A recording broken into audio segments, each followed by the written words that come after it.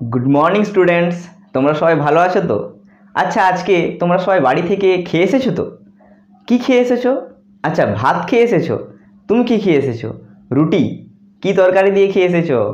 মাংস তরকারি। হ্যাঁ, আমিও খেয়ে এসেছি। তো দেখো, আজকে আমরা কিভাবে খাবার বানাই, কিভাবে খাবার খাই, এটা নিয়ে আমরা কিছু শিখব।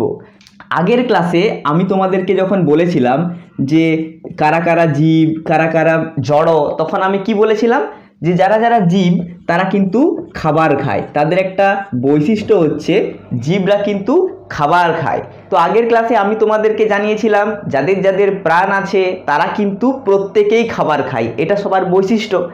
তো আমাদেরও প্রাণ আছে, তাই আমরা সবাই খাবার খাই। তোমরা সবাই খাবার খেয়ে এসেছো। তো একই রকমভাবে কুকুর, বিড়াল, ছাগল, বিভিন্ন প্রাণীদের আমরা খাবার খেতে দেখি, তাই তো? কে কে দেখেছো? আচ্ছা, সবাই দেখেছো, খুব ভালো। তো আগের ক্লাসে আমি তোমাদেরকে বলেছিলাম যে গাছেদেরও প্রাণ আছে, তো গাছরাও নিশ্চয়ই খাবার খায়। কে কে গাছদের খাবার খেতে দেখেছো বলো তো? কেউ দেখনি? তো গাছ তো নিশ্চয়ই খাবার খায়, প্রাণ আছে যখন খাবার তো খাই। তো গাছ কিভাবে খাবার খায় আজকের ক্লাসে আমি তোমাদেরকে জানাবো। তো অবশ্যই ক্লাসটা সবাই মন দিয়ে শুনবে। তো আজকের ক্লাসে আমরা জানবো গাছেদের খাবার তৈরির কথা। গাছেদের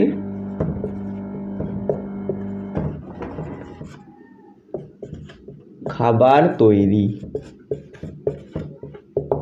তো তোমরা সবাই বললে তোমরা খাবার খেয়ে এসেছো। কে বলছে ভাত, রুটি, মাংসর তরকারি। তো সেই খাবারটা কে বানিয়েছে তোমাদের জন্য? আচ্ছা, তোমাদের মা খাবার বানিয়ে দিয়েছে, খুব ভালো। আচ্ছা বলো তো, গাছকে তাহলে কে খাবার বানিয়ে দেয়? তোমরা কি জানো গাছকে কে খাবার বানিয়ে দেয়? গাছকে কেউ খাবার বানিয়ে দেয় না, গাছ নিজের খাবার নিজেরাই কিন্তু তৈরি করতে পারে। আচ্ছা, তোমরা বললে যে তোমাদের খাবার মা বানিয়েছে। আচ্ছা, মা কোথায় খাবার বানায় বলতে পারবে? রান্নাঘরে খাবার বানায়, একদম ঠিক বলছো। তো গাছেদেরও কিন্তু একটা খাবার বানানোর নির্দিষ্ট জায়গা আছে। তো সেটা কি জানো তো? সেটা হচ্ছে গাছের এই অংশটা, এটাকে কি বলে? আচ্ছা, ঠিক বলেছো, এটা হচ্ছে গাছের পাতা। এই পাতায় কিন্তু গাছ খাবার তৈরি করে। জানলে তাহলে গাছের রান্নাঘর কাকে বলা হয়? পাতাকে গাছের রান্নাঘর বলা হয়। আচ্ছা, মাংস তরকারি যে খেয়ে এসেছে সে একটু উঠে দাঁড়াও তো। বলো যে মাংস তরকারি বানানোর সময় তোমার মা কি কি দিয়ে মাংস তরকারিটা বানিয়েছে? আচ্ছা, মাংস, আলু, মশলা, জল, সেটাকে উনুনের ওপরে কড়াইতে রান্না করেছে, তারপরেই তো মাংস তরকারিটা হয়েছে আর তুমি খেয়েছো, তাই তো? তো ওই রকমভাবে গাছেদেরও খাবার তৈরি করার জন্য কিছু কিছু উপকরণ দরকার হয়। সেগুলো কি বলতো? এক নম্বর উপকরণ যেটা লাগে সেটা গাছ লাগানোর পরেই আমরা যেটা মাটিতে দিই, কি বলতো? জল দিই না? ওই জল গাছের খাবার তৈরিতে কাজে লাগে। দু নম্বর কি বলতো? দু নম্বর হচ্ছে সূর্যের আলো। কি? সূর্যের আলো।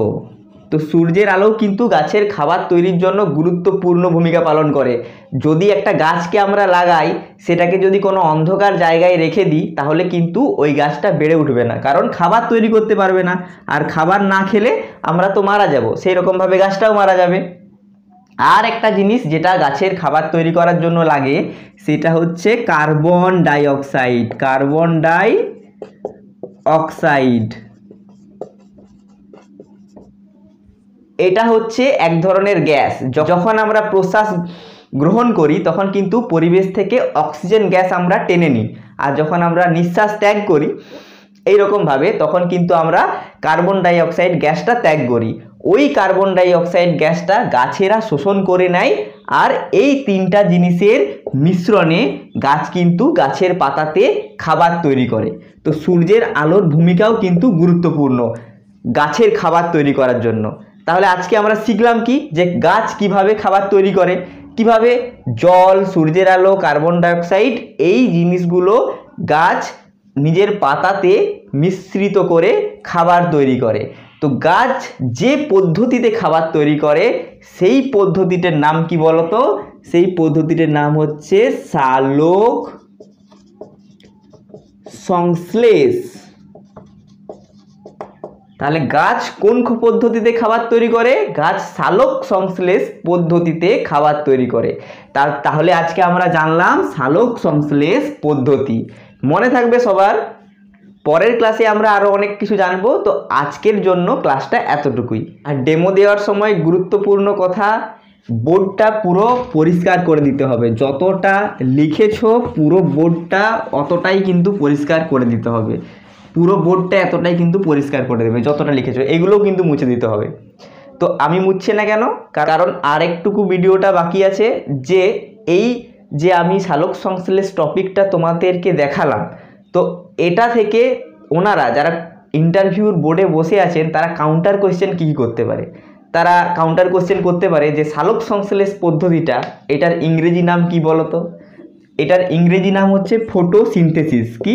PHOTOSYNTHESIS, photosynthesis. এটা হচ্ছে সালোক সংশ্লেষের ইংরেজি। 2 নম্বর কি বলতে পারে? 2 নম্বর বলতে পারে সালোক সংশ্লেষের যে সমীকরণটা আছে সেই সমীকরণটা বলো তো। সেই সমীকরণটা হচ্ছে 6CO2 প্লাস 6H2O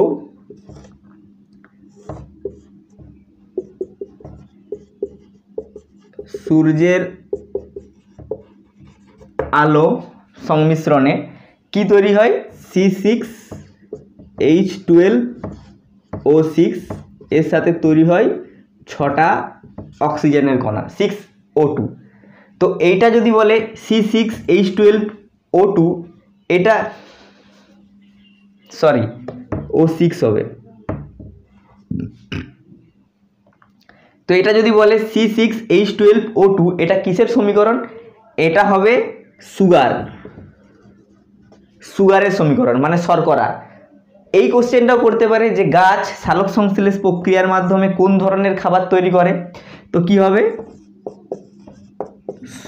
শর্করা জাতীয় খাবার তৈরি করে। ঠিক আছে।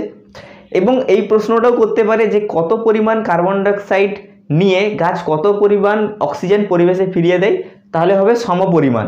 এই যে 6টা যদি কার্বন ডাইঅক্সাইডের অণু গাছ সালোক সংশ্লেষে কাজে লাগায়, তাহলে ফিরিয়ে দেয় কটা? 6টা অক্সিজেনের অণু। এটাও করতে পারে কোশ্চেন। আর সহজ কোশ্চেন করলে এই দুটো কোশ্চেনও করতে পারে যে দুটো গ্যাসের তুমি নাম ব্যবহার করলে সেই দুটো গ্যাসের রাসায়নিক সংকেতটা কি? তো কার্বন ডাইঅক্সাইডের সংকেত হচ্ছে CO2 আর অক্সিজেনের সংকেত হচ্ছে O2, এটা আমরা সবাই জানি। এটাও বলতে পারে। আর বলতে পারে যে গাছের বিভিন্ন উপকারিতা সম্পর্কে আমাদেরকে বলো, গাছ থেকে আমরা কী কী পাই, এই ধরনের কোশ্চেনও করতে পারে। গাছ নিয়ে যাবতীয় কোশ্চেন করতে পারে, গাছের কটা অংশ, গাছের শিকড়, পাতা, ফুল, ফল, এগুলো নিয়ে অনেক কোশ্চেন কিন্তু ওনারা করতে পারে। তো গাছ নিয়ে প্রত্যেকটা জিনিস আমাদেরকে জেনে যেতে হবে, যাতে কাউন্টার কোশ্চেন যদি কিছু হয় তাহলে কিন্তু তার যেমন আমরা উত্তর দিতে পারি। তো কাউন্টার কোশ্চেনে সালোক সংশ্লেষ নিয়ে এগুলোই হতে পারে। তো ইন্টারভিউতে ডেমো দেওয়ার পর বোর্ডটা কিন্তু কেউ মুছতে ভুলবে না। বোর্ডটা কিন্তু একদম মুছে পরিষ্কার করে দিতে হবে, যেমন বোর্ডটা ছিল তেমন কিন্তু করে দিতে হবে, নাহলে কিন্তু একটা ব্যাড ইফেক্ট পড়ে। তো আজকের মতো এইটুকুই। পরে দেখা হচ্ছে অন্য কোনো ভিডিওর সঙ্গে। ভিডিওটি শেষ পর্যন্ত দেখার জন্য অসংখ্য ধন্যবাদ।